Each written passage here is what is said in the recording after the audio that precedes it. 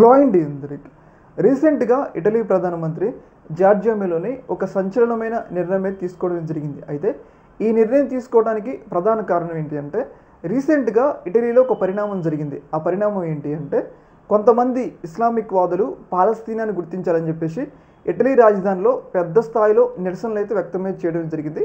ఈ నిరసనలు అనేవి హింసాత్మకంగా మారిపోయినాయి అన్నమాట. అయితే దీని మీద పోలీసుల నుంచి ఇంటెలిజెన్స్ నివేదిక తెప్పించుకున్న జార్జియా మెలోనే దీని వెనుక కొంతమంది ఇస్లామిక్ వాదులు ఉన్నారు, ఉగ్రవాద శక్తులు ఉన్నాయని చెప్పేసి ఆమెకి పోలీస్ నివేదికలో బయటపడింది అనమాట. అయితే దీన్ని ఇలానే వదిలిస్తే రేపు ఇటలీ ఒక రకంగా ఉగ్రవాదులకి స్థావరంగా మారిపోద్దని చెప్పేసి ఆమె ఒక సంచలనమైన నిర్ణయం తీసుకోవడం జరిగింది. ఆ నిర్ణయం ఏంటి అంటే, ఇటలీలో మసీదులకి అందుతున్న ఫండింగ్ మీద నిషేధం.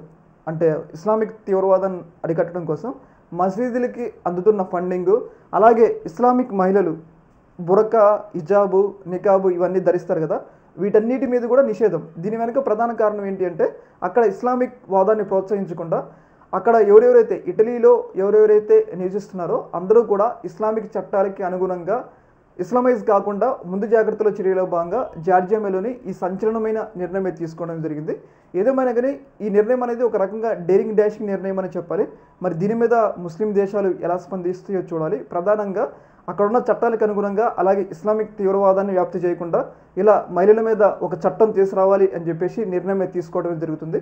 మరి దీని మీద ముస్లిం దేశాలు ఎలా స్పందిస్తాయో చూడాలి. ఏదేమైనా కానీ ఇది ఒక డేరింగ్ డాషింగ్ నిర్ణయం అని మనం చెప్పుకోవాలి.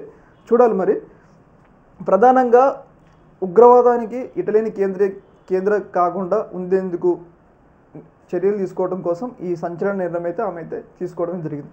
ఈ యొక్క అంశంలో మీ యొక్క అభిప్రాయాన్ని కామెంట్ సెక్షన్లో తెలియజేయండి. ఓకే, మరి థ్యాంక్ యూ.